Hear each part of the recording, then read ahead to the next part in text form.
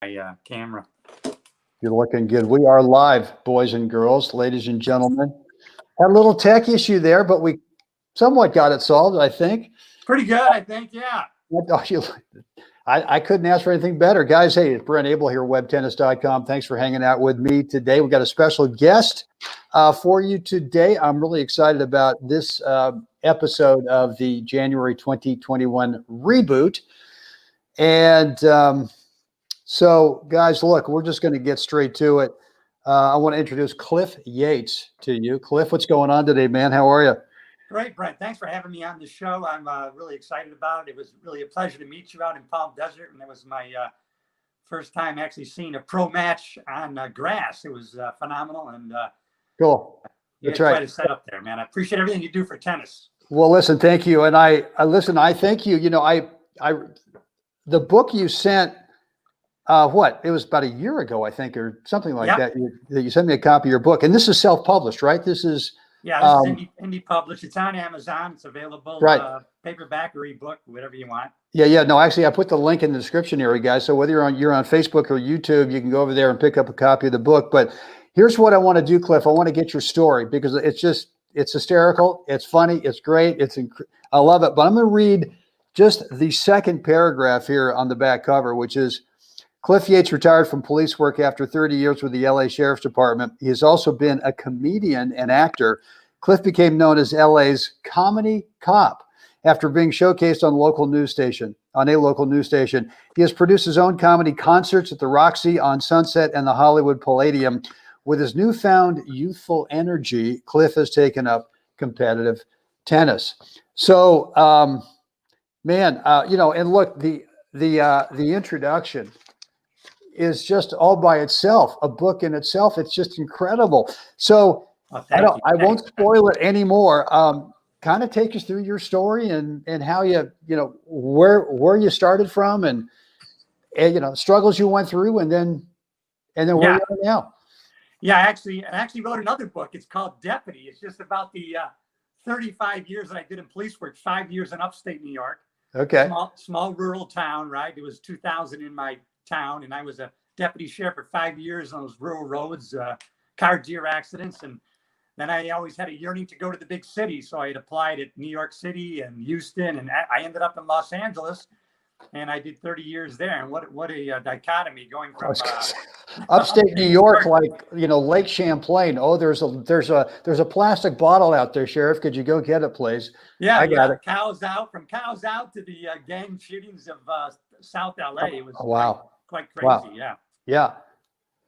Well, so take us through the story of, the 25 quarts of milk every day because you were a skinny little guy and then decided you want to be a big stud and kind of take us through that whole thing. Yeah, I couldn't, let me get my camera here.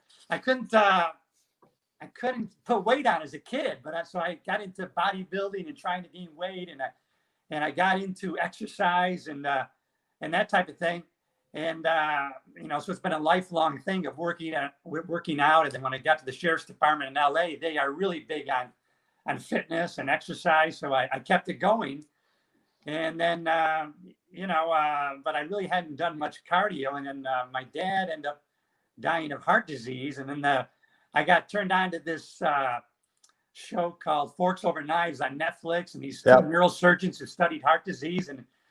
And so I got into that. And then, I said, I don't want to be here in the ICU dying of heart disease. And then I kind of discovered that, it's almost not only stoppable, but reversible heart disease, right? You can clean out.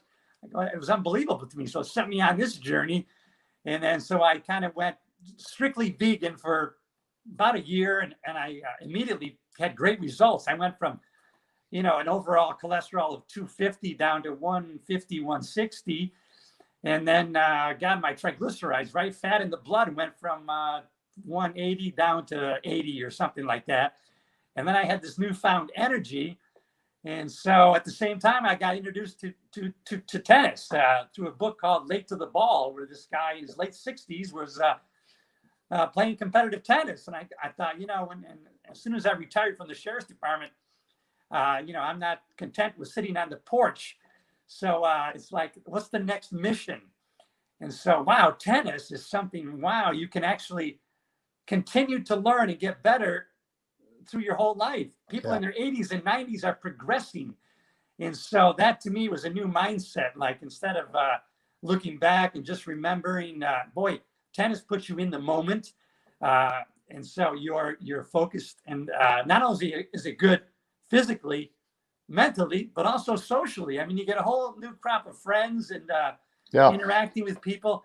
I just think it's amazing. It's something I really didn't get into seriously till I was 59. So here we are. Yeah. So, well, look, I thought that the first part of your story, when you're in the sheriff's department and you're trying to beef up, and well, actually, maybe even before that, where you're drinking, I guess you had some job. I can't remember what it was, but you were drinking. Oh, I think you were in a store. Weren't you a bag boy, a grocery guy or something like that?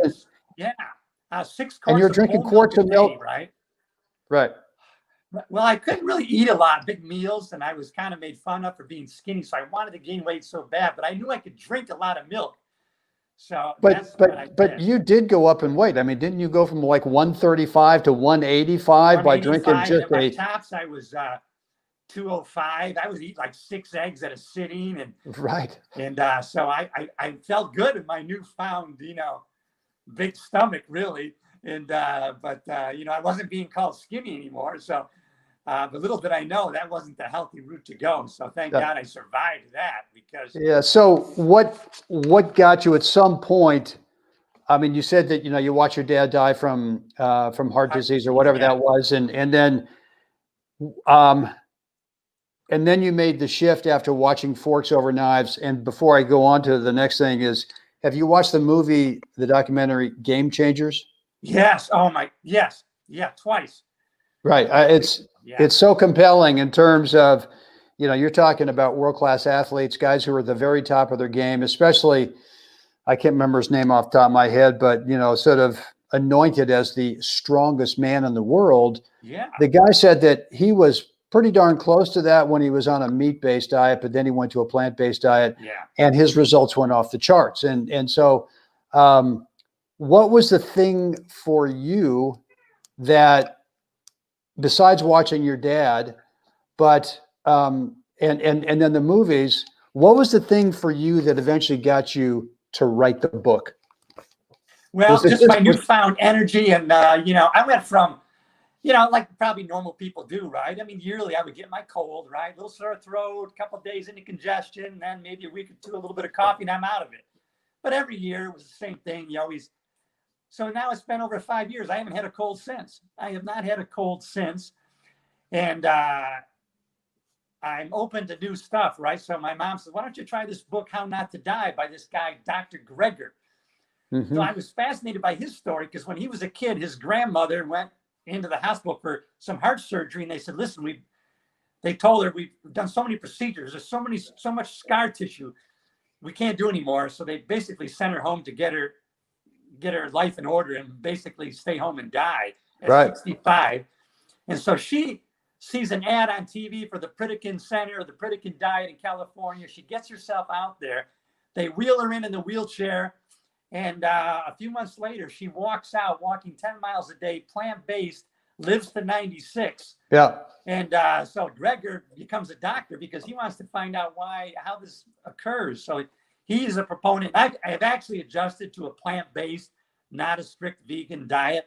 I've added fish in because it seems to me, and Dr. Greger says the same thing, if it's all or nothing, like you can never have that again, people won't stick to it. So now I've gone to a plant-based. So, once in a while I have a pizza, maybe a couple times a month, and maybe pesto pizza, no meat on it. But I have ice cream now and then. So it's not an all or nothing. And I think if you get just plant-based and you kind of switch to adding good stuff, it's more doable and people will stick to it. And I think it'll save more lives. And come on, 600,000 people a year are dying of heart disease. I think we can prevent that, No, I love it.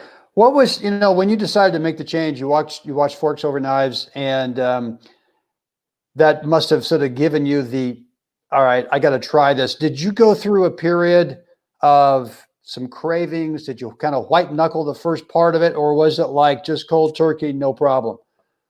It really wasn't much of a problem because I continued to eat a lot of pasta, tomato sauce. I just didn't have meat sauce, Right. And now Right. my wife makes it with portobello mushrooms. It tastes like beef, She makes these veggie burgers and we do these things. I mean, once in a while, if something comes with some chicken in it, I'll have it, but it's not my staple. It's plant-based for sure.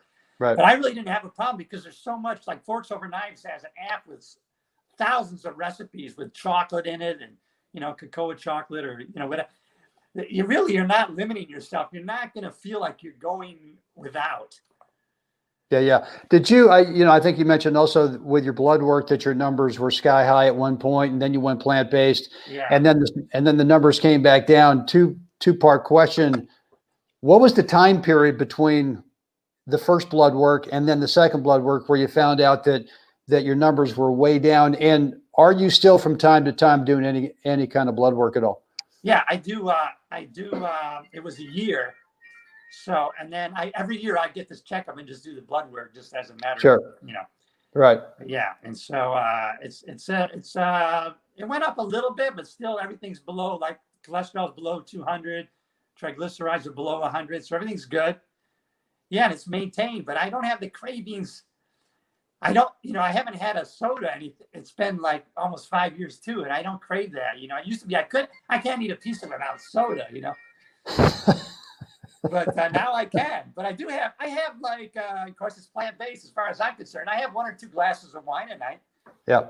So it's not like you're in, and you know what? It's not, people would ask, are you on that crazy diet still? And I go, no, it's a lifestyle.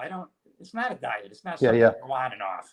Well, that's, you did the same thing, right? I mean, well, that's what I did. I mean, I changed in February, March of 2018. And, my story is that I was eating, prior to that, we were eating a steak once a week and maybe a burger once a week. And I thought we were getting really good, high quality, grass-fed beef. Give me a break. Anyway, so, but another thing, Brent, I also thought, wow, come on. I switched to non-fat milk. Little did I know that non-fat is full of this casein that blocks your arteries. It's all about the arteries, right? I mean, you just. Yeah. But I was having digestive issues. Oh, so great. I'd wake up in the mornings after eating a steak or a burger and go, oh God, I don't feel so great.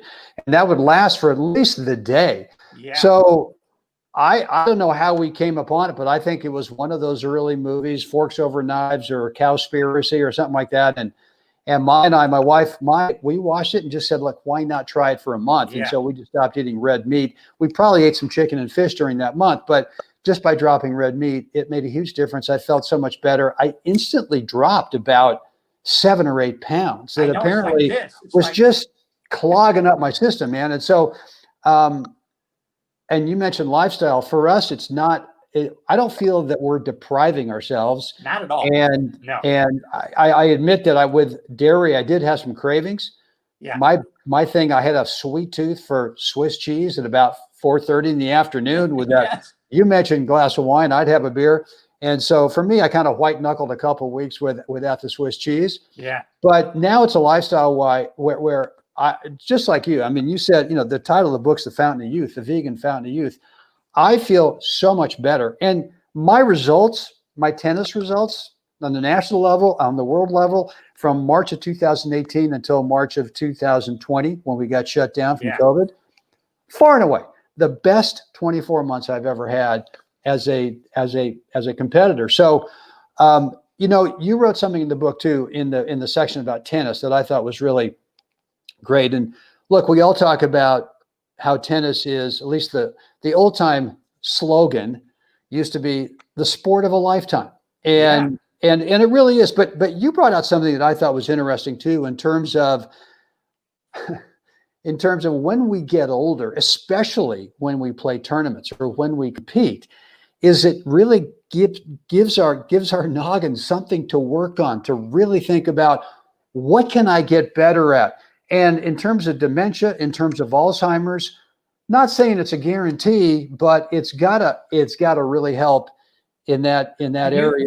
Can you imagine if you just think what your brain has to do in a millisecond to figure out speed, distance, compute it, and to get your body to move in a movement, order of movement, to get to the ball at the right, to make that hit, what your brain is doing Now put that together with keeping balance and controlling your limbs.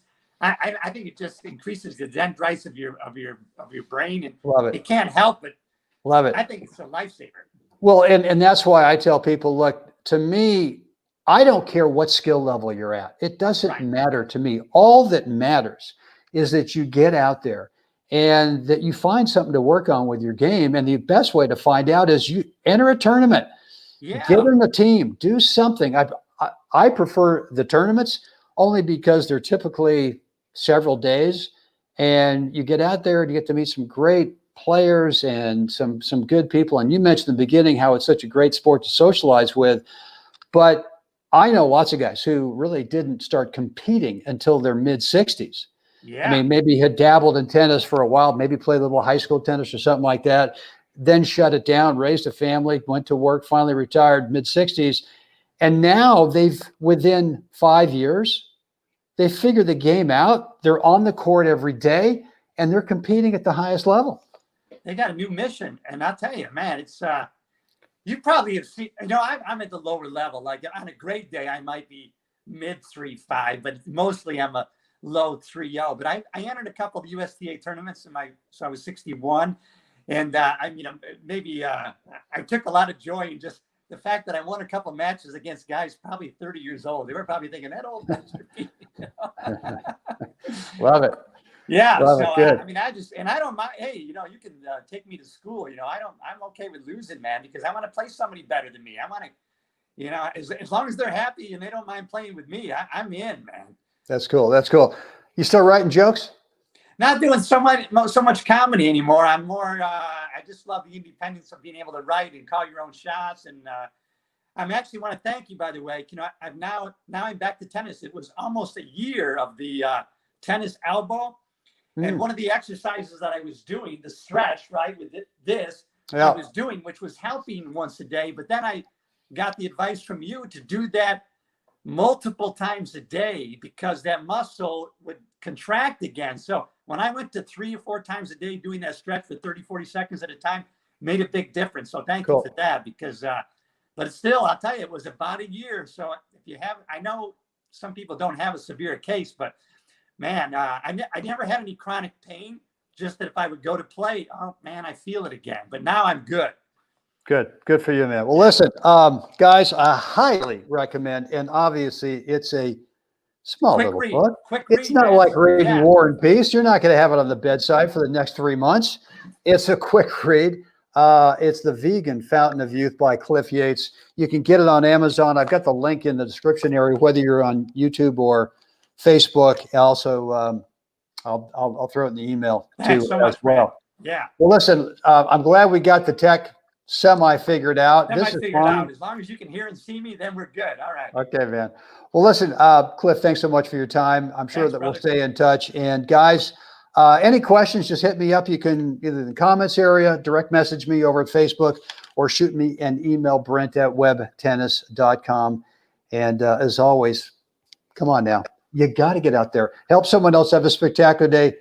Cliff, thanks again, man. Love it. See you in the desert, buddy. See you in the desert. All right, desert. man. All right. See you guys.